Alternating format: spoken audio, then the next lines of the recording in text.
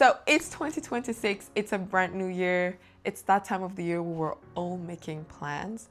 And for most of us, that includes, taking care of ourselves, eating better, working out, etc. All of that new year, new me energy. For this video, I wanted to share some healthier food alternatives that will help you towards a healthier lifestyle.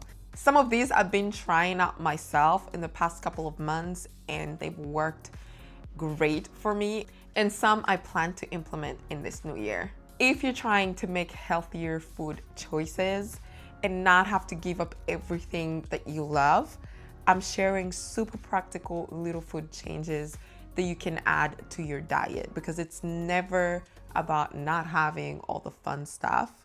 It's just about making simple changes, small changes, but still being able to enjoy your life and live that healthier lifestyle.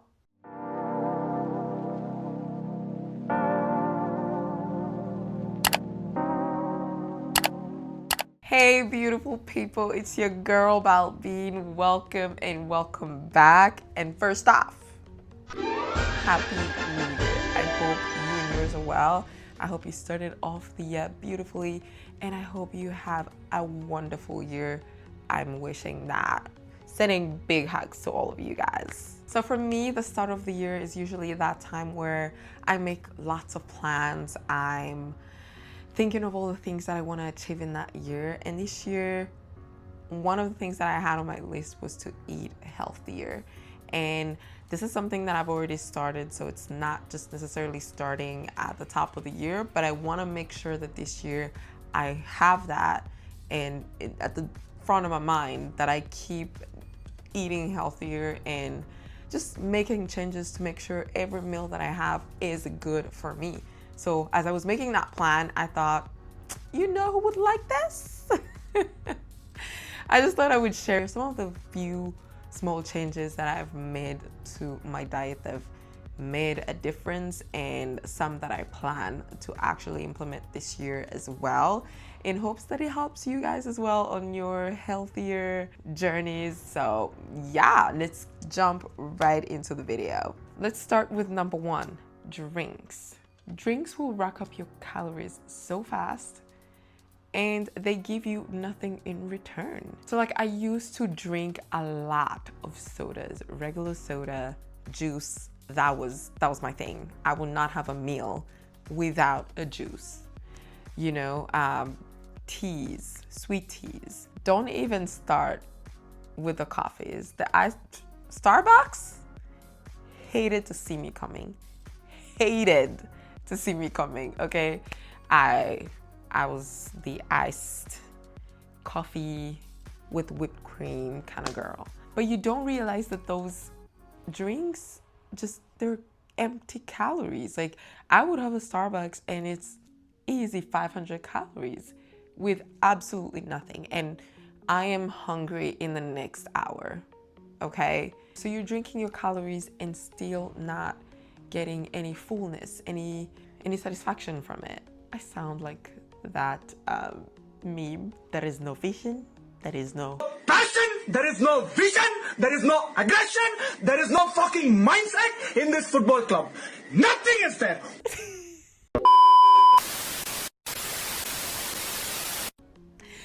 No, but for real, they do give you no satisfaction, no fullness, and you're hungry in the next 30 minutes to an hour. So now what I do is, instead of having that regular soda, I'm gonna have a diet soda. Instead of drinking that juice, I'm gonna have a sparkling water, maybe flavored sparkling water, or even just water with flavored drops. Instead of having that Starbucks coffee every single day, I'm gonna have a coffee at home, black coffee, maybe put some sugar-free syrup. The point is to avoid all of those added sugars. Another thing that I've been doing that's been a game changer in the coffee department for me is actually putting a protein powder in my coffee. Yep, game changer. I don't know why nobody told me that before, but that kind of acts like a light creamer, if you will, for me.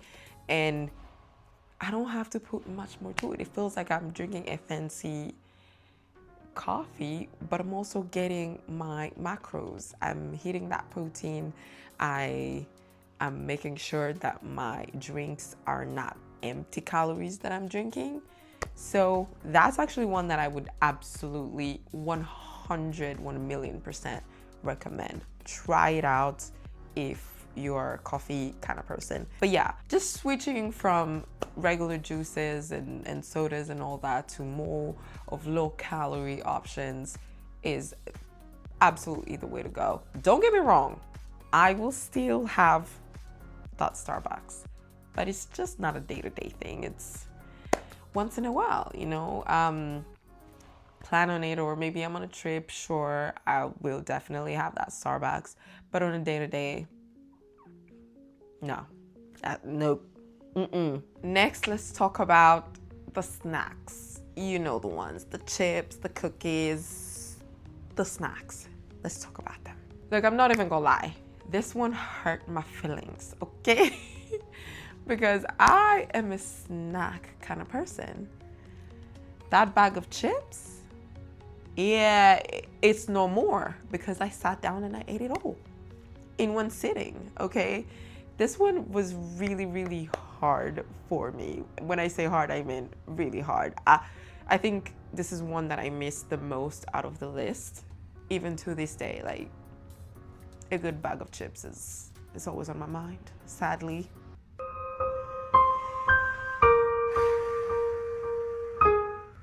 But I'm not necessarily a sweet tooth kind of girl, but it applies to the sweet tooth people too. The cookies, the crackers, you know, all of those little snacks that you eat and you feel like you've done something. 20 minutes later, I am hungry, and I would wonder why I'm hungry. Well, I'm hungry because those chips, those little snacks did absolutely nothing for me, okay? They're basically like just crunching air. What? Yeah. And not to mention the calories. Again, how many times do I say calories? How many times do you guys think I'll say calories in this video? Maybe you should take a bet somewhere down in the comments. But yeah, they are just a lot of calories. I can remember like a couple years back when I would eat a full bag of chips, and I'm not even kidding, like family size bag of chips. I'd sit there and I'd be, you know, crunching at it. Next thing you know, it's like half is gone and the bag is gone. And that's like 5,000 calories in one sitting. Why? Okay, there is no vision. There is no passion, there is no vision, there is no aggression, there is no fucking mindset. So now what I do is I grab snacks that can actually hold me down. So if I'm, you know, feeling like a snack, I'll grab some Greek yogurt, I'll grab some cottage cheese, some fruits, maybe with some peanut butter. If you're someone who likes, like, you know, the beef sticks, or just grab some turkey, boiled eggs, I don't know, edamame. These are all ingredients that are filled with protein and fiber and that are good for you. And if you want to go an extra mile, you can, you know, grab that Greek yogurt and add some fruit and be fancy with it, and just make a snack that looks visually good, tastes great, and it will hold you down for a while, because protein is satiating, and you're not gonna get that from them chips, girl. And that's not happening. Yeah. Anyway, I still eat chips every now and then, okay? But I've stopped having to think of them like they're a real snack. If I want to eat them, then I'll probably eat them with like a full meal. But as an everyday kind of snack, no, I have given that up, sadly, because they were just setting me up. There's no other way to put it. Okay, let's talk about bread.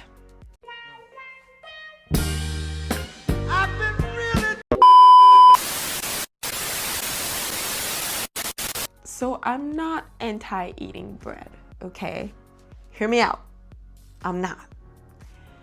But I'm against the bread that does nothing for me, okay? The bread that betrays me. That's what I'm against. I'm against the bread that doesn't keep me full for long, that is not satiating whatsoever, that I eat and I want more, immediately leading to overeating. All of that white bread, oh my God, the croissants. They ask you how you As are. I You say just have to this, say that I you're fine, actually but have you're had not really croissants fine. like You just can't get into 4 it days because ago. They would never understand. Because white bread and those croissants and the cereal and all of that, they're not gonna keep you full, not for long, okay? I've gone to work and eaten a croissant in the morning, a bagel in the morning, and I'm hungry by 10 a.m. Yep. And the other thing that I don't like about the white bread and bread, I don't know if this is just for me, but the more I eat, the more I want. If it's not satiating, 2 hours later, I'm gonna be grabbing more, which is not good. Besides, who wants to eat a meal and finish it thinking of the next meal? So this is one that I actually am starting to implement more seriously in this year. I've started buying more of like whole grain bread, getting low calorie tortillas, or just bread that actually makes an effort, just keeps me full for long enough up until my next meal without thinking of eating. And the other thing that I also do is add toppings to it. I'm gonna top it up with maybe some avocado, some eggs, put some turkey on, or tuna, or whatever. Just put some toppings, heavy on that protein, and it's gonna be more satiating and help you stay full for longer. Okay, let's talk about my favorite one on this list, because you're gonna know why. Okay, this one was probably the biggest change personally that I've made in my eating habits for the past, my whole life, I should say. I used to eat meals that are literally just carbs, and I know it's not just me. Put your hand up if you grew up on the plate of rice with some sauce and that source of protein that was like one piece of meat, like nugget size. I don't know. Leave alone that. What about like a plate of just pasta? And if you said no to all of those, okay, have you not sat down and ate a full plate of fries with some sauce and ranch, mayo, and yeah, no, okay. Like you, because that's how I grew up. And it's really not up until like last year that I stopped doing that. I mean, obviously I would have meals that are not just carbs, but as of now, I really try not to eat anything that is just carbs. There's so many resources on the internet that show you what a balanced meal should look like. All the calories on your plate, the amount of protein that you should have, the amount of veggies, the amount of carbs. I try to follow that because that's literally what you should be doing. It's balanced. You cannot be eating just carbs. Some of those plates were delicious. Yeah, like the plate of fries. Oh, I went through so many of those. I probably still would do that. Yeah, I'm not gonna lie. But no, not an everyday thing. We're not gonna do that. I still eat the rice, I still eat the pasta, I still eat the fries. I just make sure that they're not the only thing on my plate. I have enough protein, enough veggies on there, fiber, all of it. I just make sure that I have it all on my plate. and I start eating, focusing on the protein down to the carbs, not the other way around. I'm not starting with the fries. And if you're gonna have that pasta, well, maybe throw some chicken in there and some broccoli, some veggies, and like make a thing out of it. If you're gonna have the rice, why not maybe add a salmon and maybe a salad on the side? Just make sure that it's an actual balanced meal that you're having and not just carbs. Because when you feed your body a good amount of protein, a good amount of carbs, a good amount of fiber, you're going to stay full for longer.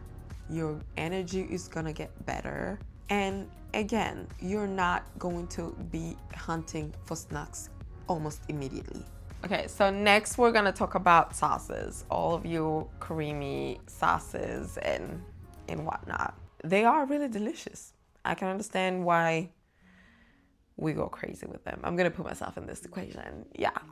But look, I promise you, you do not need half a bottle of ranch to enjoy your food. I promise, okay?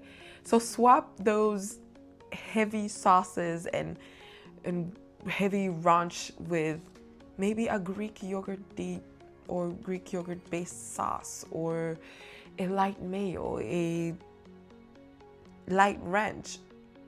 Just go for lighter, less calories sauces. Or hear me out, I still use the sauces. I just use very little of them, even if it's the light mayo. Because if you tried to measure them, you'd be surprised. You would actually be like, oh, that explains everything. Yeah.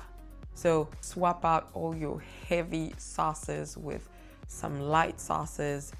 Use them wisely and measure them out once you are using them. Because yeah, that will absolutely explain everything, I promise. Look, I used to think that losing weight or being fit meant you had to eat a Pinterest looking like meal every single day. Absolutely not. Absolutely not. It's impossible. I think that the secret that I've found that works for me is to keep lazy food in the fridge, if that's like one way to call it.